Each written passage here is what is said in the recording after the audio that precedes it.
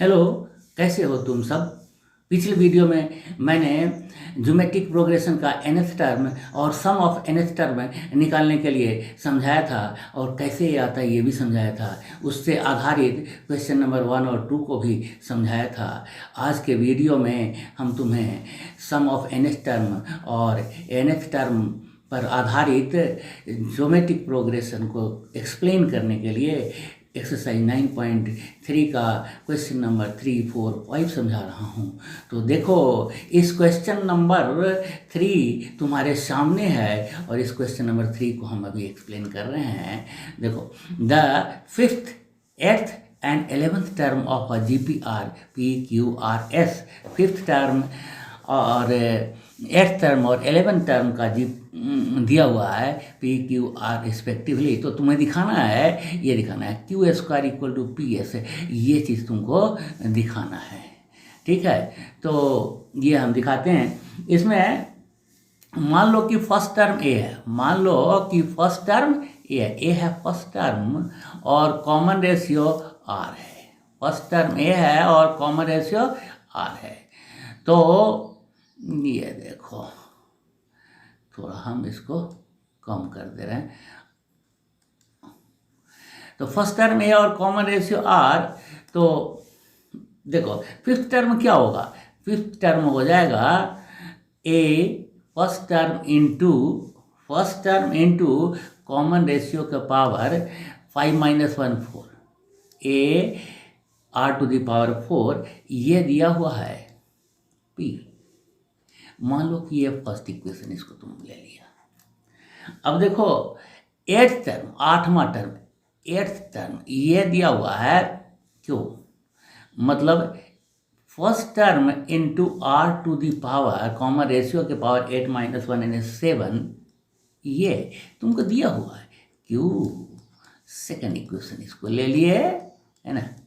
अब देखो क्या कह रहा है, 11th टर्म A11 यानी 11th term first term into R⁴ 11 - 1 10 = ये दिया हुआ है S, है ना।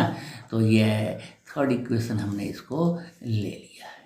ठीक है, अब हम क्या करेंगे, डिवाइड कर देंगे, डिवाइडिंग सेकेंड बाई फर्स्ट। इस सेकेंड इक्वेशन को फर्स्ट से हम डिवाइड कर देंगे तो क्या हो जाएगा, सेकेंड डिवाइडेड बाई फर्स्ट, ऐसा करके देखते हैं।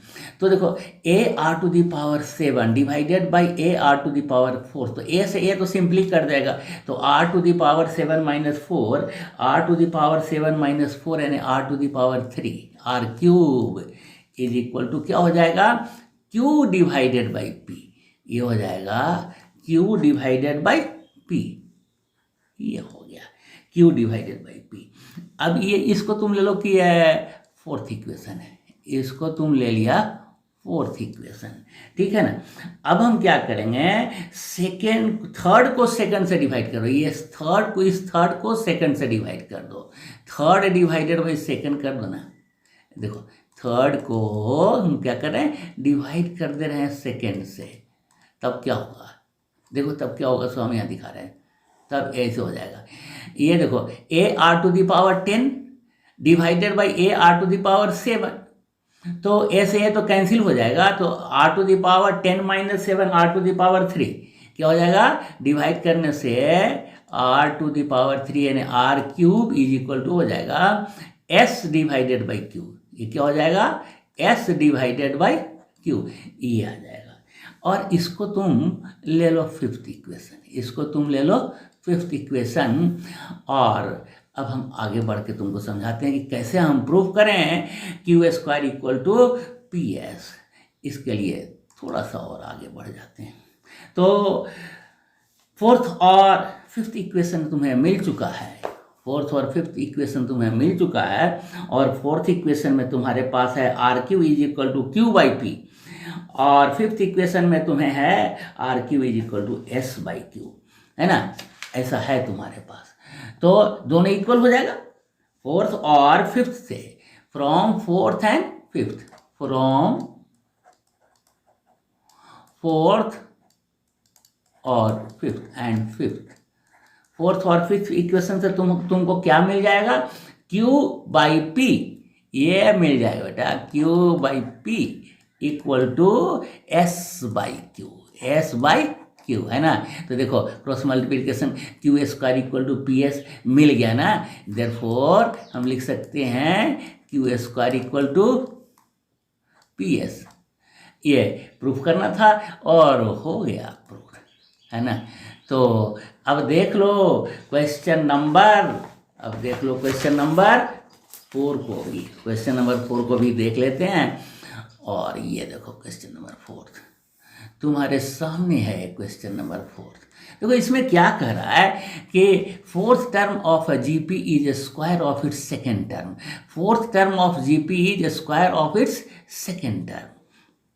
तो मान लो इसमें कि फर्स्ट टर्म जो है वो ए है और जो -3 के बराबर है। देखो ये -3 फर्स्ट टर्म है, फर्स्ट टर्म को जनरली ए से हम रिप्रेजेंट करते हैं, ए इक्वल टू -3 तुमको यहीं पर मिल रहा है। तो ए एन इक्वल टू क्या होता है, ए एन इक्वल टू तुमको पता है कि first term into R to the power R N A common ratio का पावर n-1 ये होता है, ये तो तुमको पता है। लेकिन तुमको ये दिया हुआ है ना फोर्थ टर्म दिया हुआ है, तो फोर्थ टर्म इक्वल टू क्या होगा, फर्स्ट टर्म यानी -3 into R to the power 3, यह हुआ फोर्थ टर्म। और फिर क्या कहता है, सेकेंड टर्म, यह हुआ fourth term is equal to fourth term यानी A4, ये है A4। और सेकेंड टर्म क्या होगा, -3 इंटू R, यह हो जाएगा A2, ये सेकंड टर्म मिल गया। तो क्वेश्चन क्या कह रहा है, क्वेश्चन कह रहा है कि fourth term of A GP is square of its second term, यानी फोर्थ टर्म का जो वैल्यू है वो इक्वल है सेकंड टर्म के स्क्वायर के। तो इसको हम देखते हैं अकॉर्डिंग टू क्वेश्चन क्या हो जाएगा, अकॉर्डिंग टू क्वेश्चन ये जो हो जाएगा फोर्थ टर्म ये 4 मैंने -3 R to the power 3 -3 according to question ये हो जाएगा। देखो अकॉर्डिंग टू क्वेश्चन हम तुमको दिखा रहे हैं कि ये देखो A4 -3 R to the power 3 -3 into R³ is equal to क्या हो जाएगा, -3 इंटू R का होल स्क्वायर, इसका होल स्क्वायर, क्वेश्चन के हिसाब से इसका होल स्क्वायर मैंने सेकंड टर्म जो है उसका होल स्क्वायर कर दिए, वो इक्वल हो जाएगा फोर्थ टर्म के। अब इसी को हम सोल्व करके निकालेंगे R का वैल्यू। तो देखो ये -3 इधर भी है, -3 का होल स्क्वायर इधर है, तो R³ डिवाइडेड बाय R² हम इससे लिख सकते हैं, इससे क्या लिख सकते हैं, R³ divided by R², this is equal to -3 का होल स्क्वायर डिवाइडेड बाय -3, ये लिख सकते हैं। अब हम इसको आसानी से सोल्व कर सकते हैं और हम तुमको दिखा रहे हैं सोल्व करके।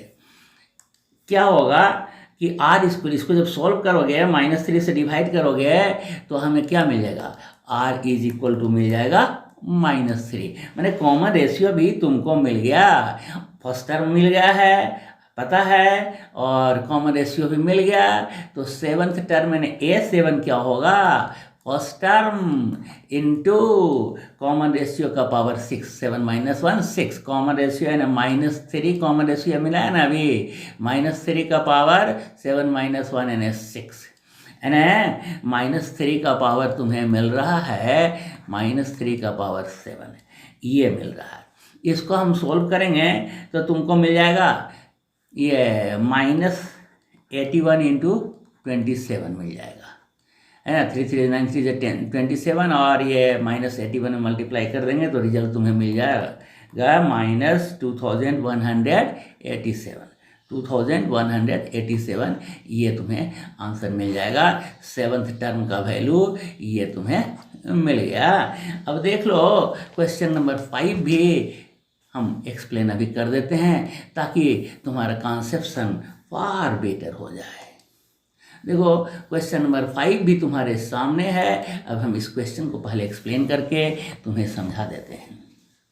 क्वेश्चन में कह रहा है which term of the following sequence 2 2√2 4, ये जो सीक्वेंस है कौन सा टर्म इसका 128 होगा। उसी तरह से देखो √3 3√3 इसका कौन सा सीक्वेंस में कौन सा टर्म है जो 729 होगा। इसी तरह का तीसरा क्वेश्चन भी, इसमें 3 क्वेश्चन है, इसमें हम बना करके दिखा देते हैं 1 या 2। तो देखो ये तुम्हें हम समझा दे रहे हैं पहले। तो ए के लिए देखो फर्स्ट टर्म तो ये है तुम्हारे पास 2, फर्स्ट टर्म 2 है और ए में कॉमन रेशियो क्या है वो देखो 2√2 डिवाइडेड बाई 2 कर दोगे। कॉमन रेशियो 2√2 डिवाइडेड बाई 2 करने से सेकेंड टर्म को फर्स्ट टर्म से डिवाइड कर दोगे तो क्या मिलेगा, कॉमन रेशियो ही नहीं मिलेगा भाई। √2 से 2 कट गया तो √2 मिलेगा ना, तो मिल गया √2 कॉमन रेशियो, है ना। अब एनवा टर्म तुम्हें, एनवा टर्म कौन सा टर्म, एनवा टर्म तुम्हारे पास 700 ये है 128 है, एनवा टर्म 128 है। तो एनवा टर्म यानी nth टर्म कैसे निकालते हैं, फर्स्ट टर्म तो 2 तुम्हारे पास है, 2 into देखो कॉमन रेशियो का पावर n-1, कॉमन रेशियो क्या है √2 whole to the power n-1, और ये चीज़ तुम्हारे पास है 128, ये चीज़ तुम्हारे पास है 128, यानी √2 का पावर n-1, √2 का पावर n-1। इसको देखो ये 2 को इधर से हम डिवाइड कर दिए हैं तो 64 2 जा 128 होता है। तो ये 64 यानी 2 टू द पावर 6, 64 का मतलब 2 टू द पावर 6 आ जाएगा। फैक्टराइज करके देख लो तो तुम्हारे पास √2 के पावर, ये देखो √2 के power n-1 is equal to, देखो 2 को लिख सकते हैं √2 का होल स्क्वायर, 2 को लिख सकते हैं √2 का होल स्क्वायर और इसका power 6, and this can be written, इसका पावर 6 है, ये 6 2 जा 12, यानी √2 whole to the power 12, √2 whole to the power 12। तो ये तुम्हें मिला। अब देखो सेम बेस है, इक्वल है, तो एक्सपोनेंट इक्वल हो जाएगा n-1 is equal to 12 by equating the exponents. अब हम इसको आगे बढ़ के हम दिखा देते हैं तुम्हें क्या है ये। तो n-1 देयरफॉर हमारे पास तुम्हें क्या मिल गया, therefore n-1 is equal to 12 हो गया, n-1 इज इक्वल टू 12 हो गया। तो इससे तुमको मिल गया this implies n is equal to 13, माने 13th टर्म जो होगा वो इस सीक्वेंस का 128 होगा। ये तुम्हें मिल गया है। अब देखो नेक्स्ट क्वेश्चन तुम देखो, इसी में जो b है उसको समझ लो, इसी में जो b है उसको समझ लो। तो उस b में क्या है, b में देखो √3 तो b में a है, फर्स्ट टर्म है √3 और common ratio 3 divided by √3, common first, और इसका nth टर्म 729 है, nth टर्म 729 है। तो ये देखो इसमें मैंने क्या देखा, फर्स्ट टर्म √3 और कॉमन रेशियो 3 डिवाइडेड बाई √3, यानी √3 को 3 को लिख सकते हो √3 इंटू √3 डिवाइडेड बाई √3। तो इससे तुमको क्या मिल गया, √3 कॉमन रेशियो √3 मिल गया है।